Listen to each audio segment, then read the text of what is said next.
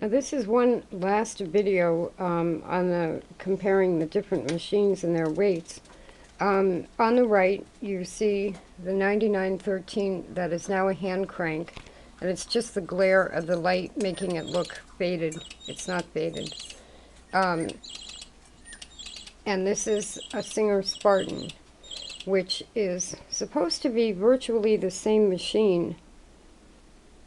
I'd have to measure them, but the Spartan body looks just a little bit shorter to me. But they are supposed to be basically the same machine.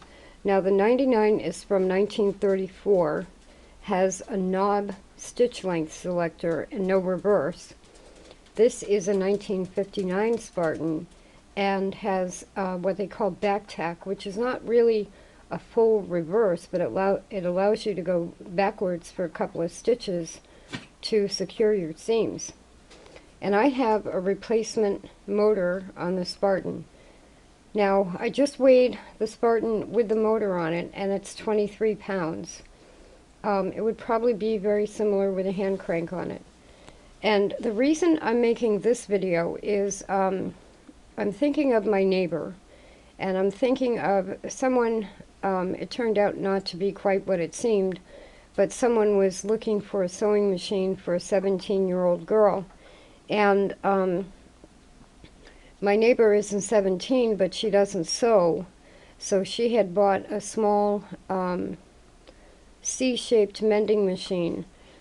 This it used to be that I would recommend anybody get a 237 because they are the school machine. They're wonderful. They can be treadled, electric, or Bishop hand crank. My current recommendation, because of the pandemic and because of the fact that many sewing machines are back ordered or not available, is the Spartan. My neighbor across the street, I told her if she has trouble with that little machine, she can borrow the brother. Obviously, I have the 99, and the Spartan is really, if someone needs to make face masks, curtains, this is, I think, also a grown-up Model 20, but it's what singers should be making now. These should be on the market now, either a 99 or a Spartan. Now the Spartans were sold as, if you were going off to college, they came with a plastic base that often cracks, no attachments, no nothing, but they take all the same attachments as the 99. So we have a basic box of attachments, we have a zigzagger with 2 boxes of extra cams, which is right there. We have a blind stitch attachment, and then we have a buttonholer, and these will all work on both of these machines.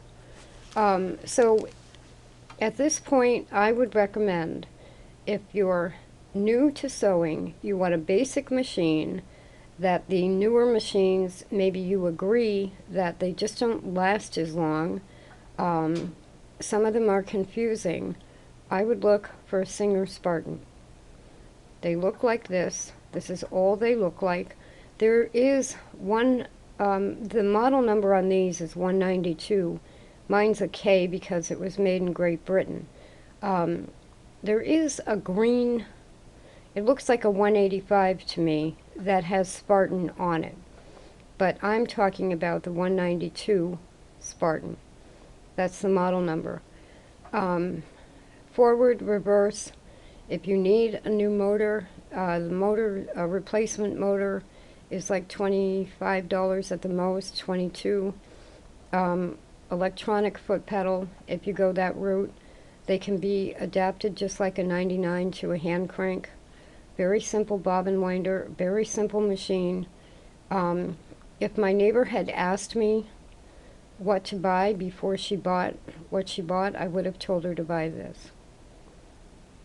This is what they're trying to imitate with those silly little C-shaped mending machines. And then Singer has something out now called a Pixie, which when you look at these and the quality that they're made with, when you look at an old white and you see the quality that they're made with, and then you look at what they're marketing today, anybody who's looking for a simple, basic machine to do, I'm saying face masks. If you want to make your own face mask, you look for a Singer Spartan 192, either with a motor, or you can adapt it to a hand crank. They'll be less expensive than a 99. 99s are more valued. A lot of people use them because they're portable and they come in a case and they have decals, and all you need is this.